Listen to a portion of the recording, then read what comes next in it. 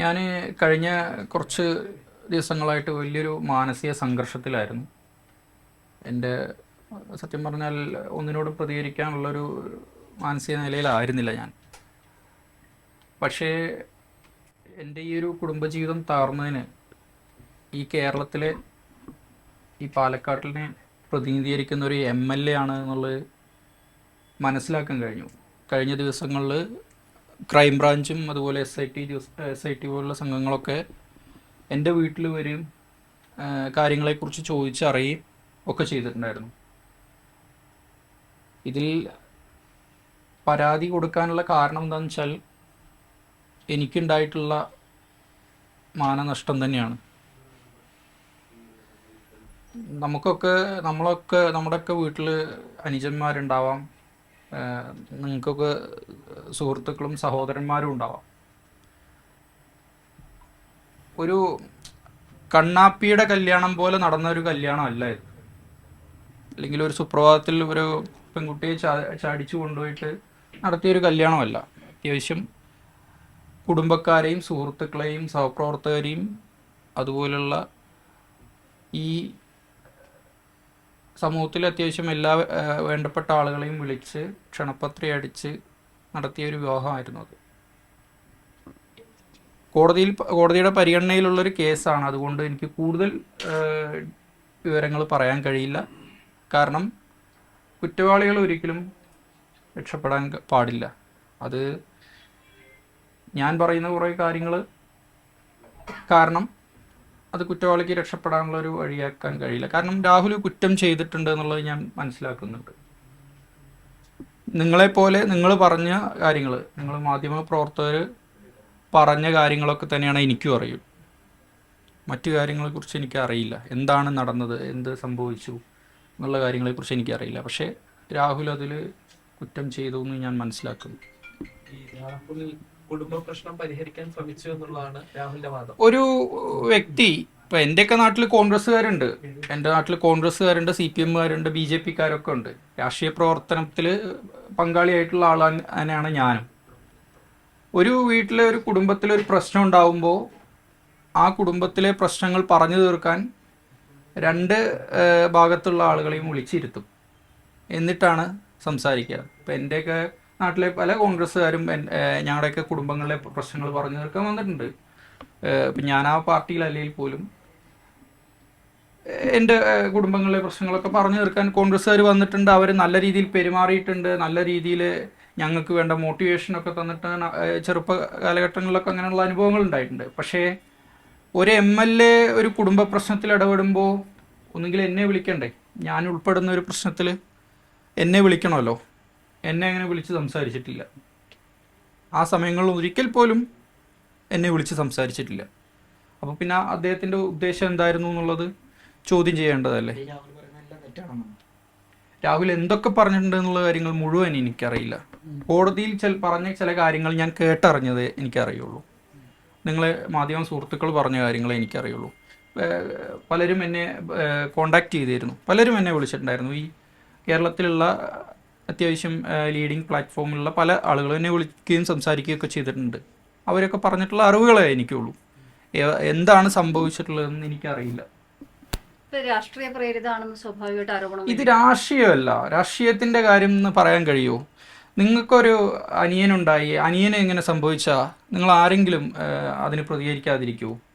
എൻ്റെ വീട്ടിൽ ഞാനും അച്ഛനും അമ്മയ്ക്കും ഞാൻ ഒരാൾ മാത്രമാണ് ഉണ്ടായത്. ഞാൻ ഒരാൾ മാത്രമേ ഉള്ളൂ. എനിക്ക് എൻ്റെ ഈ ഒരു പ്രശ്നങ്ങൾ പറഞ്ഞ് ഇതാക്കാനോ സംസാരിക്കാനോ ഒക്കെ വേണ്ടി പലരും ഞാൻ ഇടപെടുത്താൻ ശ്രമിച്ചിട്ടുണ്ട്. പക്ഷേ ആ സമയത്തൊക്കെ ഞാൻ ഒറ്റപ്പെട്ടിട്ടേ ഉള്ളൂ. ഇങ്ങനൊരു സാഹചര്യം ഉണ്ടായതിൽ ഞാൻ വളരെ ദുഃഖത്തിലായിരുന്നു. പക്ഷേ മുന്നോട്ട് പോയേ പറ്റൂ. എൻ്റെ അച്ഛനും അമ്മയും നോക്കാൻ ഞാൻ മാത്രമേ ഉള്ളൂ, അവർക്ക് ഞാനേ ഉള്ളൂ. അപ്പോൾ അതുകൊണ്ട് കഴിഞ്ഞ കുറച്ച് ദിവസങ്ങൾ ആ ഒരു സംഘർഷം നേരിടുന്നു. പിന്നെ നമ്മളിപ്പോൾ ദിവസവും കരഞ്ഞുകൊണ്ടിരിക്കാൻ കഴിയില്ലല്ലോ. ജീവിക്കണ്ടേ, മുന്നോട്ട് പോകണ്ടേ? നിങ്ങൾ ആലോചിച്ച് നോക്കൂ. നിങ്ങളുടെ വീട്ടിലൊരു സഹോദരനാണ് ഇങ്ങനെ ഒരു അനുഭവം ഉണ്ടായെങ്കിൽ നിങ്ങൾ ആരെങ്കിലും മിണ്ടാതിരിക്കുമോ? ഈ രാഹുലിന്റെ ഭാഗത്തു നിന്ന് ഇതില് കൃത്യമായിട്ട് എല്ലാം നിങ്ങളിലേക്ക് തിരിക്കുന്നതിന് വേണ്ടിയൊക്കെയുള്ള ശ്രമങ്ങൾ ഉണ്ടായിരുന്നു. ഇതിൽ ഇപ്പോൾ ഈ പറഞ്ഞ യുവതി ഗർഭിണിയായി എന്ന് പറയുന്നു, അബോർഷന് വിധേയാക്കി എന്ന് പറയുന്നു. ഇതിൽ ഇതെൻ്റെ തലയിൽ ചാർത്താൻ ശ്രമിക്കുന്നുണ്ടോ എന്ന് എനിക്ക് സംശയമുണ്ട്. പക്ഷേ കോടതിയുടെ പരിഗണനയുള്ള കേസാണ്. അതിൽ കൂടുതൽ കാര്യങ്ങൾ ഞാൻ നിങ്ങളോട് മാധ്യമങ്ങളിലൂടെ പറയാൻ ഉദ്ദേശിക്കുന്നില്ല. കോടതിയിൽ ചോദ്യം ചെയ്യുകയാണെങ്കിൽ അതിനെക്കുറിച്ച് അല്ലെങ്കിൽ അത് അന്വേഷിക്കുന്ന സംഘങ്ങളുമായിട്ട് സഹകരിക്കാൻ ഞാൻ തയ്യാറാണ്. അതുപോലെ തന്നെ ക്രൈംബ്രാഞ്ച് എല്ലാം വിവരങ്ങൾ ശേഖരിച്ചു എന്ന് പറഞ്ഞു. അപ്പോൾ ഈ സ്വാഭാവികമായിട്ടും ഈ വിവരങ്ങളെല്ലാം അവരോട് പറഞ്ഞു. പിന്നെ ഇപ്പോൾ ഈ മുഖ്യമന്ത്രിക്കും DGPക്കും പരാതി നൽകിയതിന് പിന്നിലെന്താണ്? മുഖ്യമന്ത്രിക്കും DGPക്കും പരാതി നൽകിയെന്ന് പറഞ്ഞാൽ അദ്ദേഹം ഈ നാട്ടിലെ ഒരു MLA ആണ്. എൻ്റെ നാട്ടിലെ ചെറിയ ഒരു വേലിക്ക് അപ്പുറത്തും ഇപ്പുറത്തും ഉള്ള ആളുകൾ തമ്മിലുള്ള പ്രശ്നമല്ല. അങ്ങനെയായിരുന്നെങ്കിൽ അത് നാട്ടിൽ പറഞ്ഞു തീർക്കാൻ ഞങ്ങൾക്കറിയാം അതെങ്ങനെ ഡീൽ ചെയ്യണം എന്നുള്ളത്. ഇത് കേരളത്തിലൊരു നിയമസഭയിലെ ഒരു MLA ആണ് ഇത്തരത്തിലുള്ള പ്രവൃത്തി ചെയ്യുന്നത്. അദ്ദേഹം ഇങ്ങനെ ചെയ്യുന്ന സമയത്ത് ഈ നാട്ടിലെ കുടുംബ വ്യവസ്ഥിതികളെക്കുറിച്ച് അദ്ദേഹത്തിന് അറിവില്ലേ? അല്ലെങ്കിൽ ഈ നാട്ടിലെ വിവാഹ നിയമങ്ങളെക്കുറിച്ച് അറിവില്ലേ? വിവാഹിതയാണെന്ന് അറിഞ്ഞിട്ടും ഇത്തരത്തിലുള്ള പ്രവർത്തനങ്ങൾക്ക് മുന്നോട്ട് പോയതിൻ്റെ കാരണം എന്താണ്? അല്ലെങ്കിൽ ഇപ്പം നിങ്ങളുടെ മാധ്യമങ്ങളിലൂടെ ഞാൻ അറിഞ്ഞ കാര്യങ്ങളാണ്. അപ്പോൾ ഗർഭിണിയാവണം എന്ന് ആവശ്യപ്പെട്ടു എന്ന് പറഞ്ഞു. ആ ഗർഭിണി ആയതിനു ശേഷം അത് അബോർഷൻ ചെയ്യണമെന്ന് ആവശ്യപ്പെട്ടു. പിന്നെ എന്താ കൊല്ലുമെന്നോ അങ്ങനെയൊക്കെ പറയുന്നത് കേട്ടു. ഇങ്ങനെയൊക്കെ ഒരു MLA ചെയ്യാൻ പാടുണ്ടോ? നിങ്ങൾ പറയേ. ജനങ്ങളെ സേവിക്കാനും വരുന്ന 5 വർഷത്ത് വികസന പ്രവർത്തനങ്ങൾ നടത്താനും നിയമനിർമ്മാണം നടത്താനും ഈ നാട്ടിലെ, അതായത് നിയമസഭയിലെ നിയമനിർമ്മാണത്തിൽ പങ്കാളിയും അതിൻ്റെ അന്തസ്സത്ത കാത്തു സൂക്ഷിക്കേണ്ട ഒരു വ്യക്തിയും കൂടിയാണ് ഒരു MLA. അതിനാണ് MLA തിരഞ്ഞെടുക്കുന്നത്. ഈ പാലക്കാടിനൊരു തെളിവുകൾ കയ്യിലുണ്ടോ? തെളിവുകളും കൈമാറുമോ? എങ്ങനെയാണ്? തെളിവുകളും കാര്യങ്ങളൊക്കെ എൻ്റെ കയ്യിലുണ്ട്. അത് ആ സമയത്ത് കോടതിയിലോ ആവശ്യമുണ്ടെങ്കിൽ അതിന് അപ്പോൾ ഇത് ചെയ്യും. ഈ രാഹുലുമായി ബന്ധപ്പെട്ട് ഈ വിഷയം ഉണ്ടാകുന്ന സമയത്ത് താങ്കൾ പരാതികൾ ആരോടും പറഞ്ഞു? കോൺഗ്രസ് നേതാക്കളോട് ആരോടെങ്കിലും പരാതികൾ പറയുകയല്ല, പലരും എന്നെ വിളിക്കുകയും സംസാരിക്കുകയും ചെയ്തിട്ടുണ്ട്. പലരും കാര്യങ്ങൾ അറിയാമെന്ന് എൻ്റെ കൂടെ നിൽക്കാമെന്നൊക്കെ പറഞ്ഞവർ ഒരുപാട് പേരുണ്ട്. പക്ഷേ എന്തൊക്കെയാണെങ്കിലും മുന്നോട്ട് പോകേണ്ടത് ഞാനല്ലേ? ജീവിതത്തിൽ മുന്നോട്ട് പോകേണ്ടത് ഞാനല്ലേ? എനിക്കുണ്ടായ ബുദ്ധിമുട്ടുകൾ ഞാൻ തന്നെയാണ് നേരിടേണ്ടത്. എൻ്റെ കുടുംബത്തിനുണ്ടായ നഷ്ടങ്ങൾ നിങ്ങൾ ഓർത്ത് നോക്കൂ. നമ്മളൊക്കെ ജീവിതത്തിൽ സ്വാഭാവികമാണ് നമ്മൾ പലർക്കും ഡിവോഴ്സും, ഈ നാട്ടിൽ പലർക്കും ഡിവോഴ്സും മറ്റു കാര്യങ്ങളൊക്കെ ഉണ്ട്. പക്ഷേ കേരളത്തിലൊരു MLA ഒരാളുടെ കുടുംബത്തിനോട് ചെയ്യുന്ന ഇത്തരത്തിലുള്ള നീചമായ പ്രവർത്തികൾ ഒരിക്കലും അംഗീകരിക്കാൻ കഴിയില്ല. ഈ SIT വീട്ടിൽ വന്നു പറഞ്ഞിട്ടില്ല. SITക്ക് എന്തെങ്കിലും തരത്തിലുള്ള തെളിവുകളൊക്കെ താങ്കൾ കൈമാറിയിട്ടുണ്ടെങ്കിൽ? തെളിവുകൾ കൈമാറിയിട്ടൊന്നുമില്ല. അവരെ ചോദിച്ചിരുന്നു. അവരോട് ആദ്യം എനിക്ക് നോട്ടീസ് തന്നിരുന്നു, എന്നോട് ഹാജരാകാൻ പറഞ്ഞു. പക്ഷേ അന്നത്തെ സമയത്ത് എനിക്ക് മാനസികമായിട്ട് ഒരു സ്റ്റേഷനിൽ പോയാനോ അല്ലെങ്കിൽ അവിടെ പോയി കാര്യങ്ങൾ പറയാനോ ഉള്ളൊരു മാനസിക അന്തരീക്ഷത്തിലായിരുന്നില്ല ഞാൻ. എങ്ങനെയാണ് ഈ കേസുമായി മുന്നോട്ട് പോകാൻ ഉദ്ദേശിക്കുന്നത്? പരാതി കൊടുത്തിട്ടുണ്ട്, കേസുമായിട്ട് മുന്നോട്ട് പോകും. നിങ്ങളുടെ ഈ വിവാഹ ചിത്രമൊക്കെ സമൂഹ മാധ്യമങ്ങളിൽ ഉൾപ്പെടെ പ്രചരിപ്പിക്കാനൊക്കെയുള്ള ബോധപൂർവമായ ശ്രമമാണോ നടന്നത്? അത് ബോധപൂർവമായിട്ടുള്ള ശ്രമമാണെന്നാണ് ഞാൻ മനസ്സിലാക്കുന്നത്. കാരണം ഇസ്രായേലുള്ള മലയാളി വരെ എനിക്ക് എൻ്റെ ഈ വിവാഹ ഫോട്ടോ അവിടെ സ്പ്രെഡായതിന്, സമൂഹ മാധ്യമങ്ങളിലൂടെ സ്പ്രെഡായത് എനിക്ക് സ്ക്രീൻഷോട്ട് സഹിതം അയച്ചു തന്നിട്ടുണ്ടായിരുന്നു. അപ്പോൾ ഉദ്ദേശം എന്തായിരുന്നു? യുവതിയുടെ ഐഡൻറ്റിറ്റി വെളിപ്പെടുത്താൻ അവർ ഉദ്ദേശിച്ചിട്ടുണ്ടാവാം.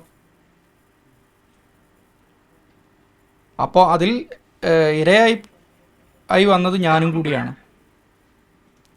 ഞാൻ ചെയ്തൊരു കുടുംബമാണെന്ന് ആഗ്രഹിച്ചതേ ഉള്ളൂ, കുടുംബമായി ജീവിക്കണമെന്ന് ആഗ്രഹിച്ചതേ ഉള്ളൂ. പക്ഷെ അതൊരു MLA മൂലം എനിക്കത് നഷ്ടപ്പെടുമെന്ന് ഞാൻ കരുതിയില്ല. ഇങ്ങനെ പരാതിയായിട്ട് മുന്നോട്ട് പോകുമ്പോൾ BJPയുടെ ഒരു പിന്തുണയുണ്ടോ? എന്നെ പാർട്ടിയുടെ സംസ്ഥാന പ്രസിഡന്റ് എന്നെ കണ്ടിരുന്നു, സംസാരിച്ചിരുന്നു. അവിടെ പാലക്കാട് വെച്ച് ഞങ്ങൾ കാണുകയും സംസാരിക്കുകയും ചെയ്തിട്ടുണ്ട്.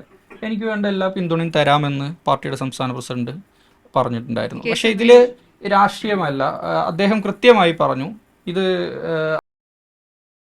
വ്യക്തി ജീവിതത്തിലെ പേഴ്സണൽ കാര്യമാണ്, മാനസികമായിട്ടും അല്ലെങ്കിൽ മറ്റെന്ത് പിന്തുണയും തരാൻ പറ്റും. പക്ഷേ ഇതൊരു പാർട്ടി ബേസ്ഡ് ഇതായി മാറ്റാൻ ശ്രമിക്കുന്നു. മറ്റു പലതിനെയും മറയ്ക്കാനെന്നുള്ള രീതിയിലുള്ള വ്യാഖ്യാനങ്ങൾ വരുന്നു.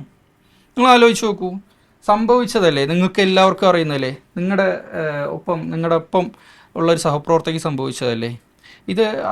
അതിനെക്കുറിച്ച് ചിന്തിക്കൂ നിങ്ങൾ. ഇതിൽ മറ്റുള്ള കാര്യങ്ങൾ, അതായത് ഞങ്ങൾക്കിടയിലുള്ള കാര്യങ്ങളെക്കുറിച്ചൊന്നും ഞാനിപ്പോൾ കോടതിയുടെ പരിഗണനയുള്ള കാര്യങ്ങളാണ്. അപ്പോൾ ആ കാര്യങ്ങൾ കൂടുതൽ റിവീൽ ചെയ്യാൻ ഉദ്ദേശിക്കുന്നില്ല. എനിക്കുണ്ടായ നഷ്ടങ്ങൾ അത് വലുതാണ്. നിങ്ങൾ ഈ കാണുന്നവർ ജസ്റ്റ് ഒന്ന് ചിന്തിച്ചാൽ മതി അതിൻ്റെ വ്യാപ്തി എന്താണെന്നുള്ളത്. ഒറ്റ കാര്യം കൂടി, ഈ സംഭവം നടന്നതിന് ശേഷം ഈ താങ്കൾ പരാതി നൽകാതിരിക്കാനോ അല്ലെങ്കിൽ ഈ പ്രശ്നം വലിയ രീതിയിൽ പോകാതിരിക്കാനോ ഏതെങ്കിലും തരത്തിലുള്ള സമ്മർദ്ദങ്ങളോ എന്തെങ്കിലും ഇടപെടലുകളോ രാഹുലിന്റെയോ അല്ലെങ്കിൽ അദ്ദേഹവുമായി ബന്ധപ്പെട്ട ആരുടെയും ഭാഗത്തു നിന്നുണ്ടായിട്ടുണ്ടോ? എങ്ങനെ? അതായത് ഈ സംഭവം നടന്നതിന് ശേഷം ഏതെങ്കിലും സമ്മർദ്ദം ഉണ്ടായിട്ടുണ്ടോ രാഹുലിന്റെയോ അദ്ദേഹത്തിന്റെ ഫ്രണ്ട്സിന്റെ ആരുടെയും? സമ്മർദ്ദമൊന്നും ഉണ്ടായിട്ടില്ല. പലരും പല അഭിപ്രായങ്ങളൊക്കെ പറഞ്ഞിട്ടുണ്ട്, പലരുടെ അഭിപ്രായങ്ങൾ കേട്ടിട്ടുണ്ട്. എന്ത് ചെയ്യണം എന്ന് ആലോചിച്ച് നിൽക്കുന്ന സമയത്ത് പലരും നമ്മളെ വിളിക്കുകയും സംസാരിച്ചിട്ടുണ്ട്. അത് കേരളത്തിലെ സത്യം പറഞ്ഞാൽ എനിക്കങ്ങനെ മുടി വയ്ക്കേണ്ട ആവശ്യമൊന്നുമില്ല. കോൺഗ്രസ്സിലുള്ളവരുണ്ട്, BJPയിലുള്ളവരുണ്ട്. അതായത് ഈ പ്രശ്നങ്ങളെ മനസ്സിലാക്കിയിട്ട് മുന്നോട്ട് വന്നവരാണ്, നമ്മുടെ മാനസികാവസ്ഥ മനസ്സിലാക്കിയിട്ട് മുന്നോട്ട് വന്നവരാണ്. അവർ സഹായിക്കാമെന്ന് പറഞ്ഞിട്ടുണ്ട്. പക്ഷെ അതിൽ ഒരിക്കലും ഒരു രാഷ്ട്രീയമില്ല. ഇത് എൻ്റെ വ്യക്തി ജീവിതത്തിലെ കാര്യമാണ്. എൻ്റെ വ്യക്തി ജീവിതത്തിനോട് ചെയ്തത് ശരിയാണോ എന്നുള്ളത് കേരളത്തിലെ ജനങ്ങളാണ് എന്ന് പറയേണ്ടത്. ഇന്നത്തെ ദിവസത്തിൻ്റെ പ്രത്യേകത തിരുവാതിരയാണ് അല്ലേ? ഇന്നത്തെ ദിവസത്തെ പ്രത്യേകത തിരുവാതിരയാണ്. അതായത് മംഗല്യ സൗഭാഗ്യവും ഒക്കെ ഉണ്ടാവാൻ വേണ്ടി പ്രാർത്ഥിക്കും, ഉമാമഹേശ്വരനോട് പ്രാർത്ഥിക്കേണ്ട ദിവസമാണ്. അന്ന് എനിക്ക് ഇങ്ങനൊരു ബൈറ്റ് നിങ്ങൾക്ക് തരേണ്ടത് വന്നതിൽ സത്യം പറഞ്ഞാൽ ഖേദമുണ്ട്.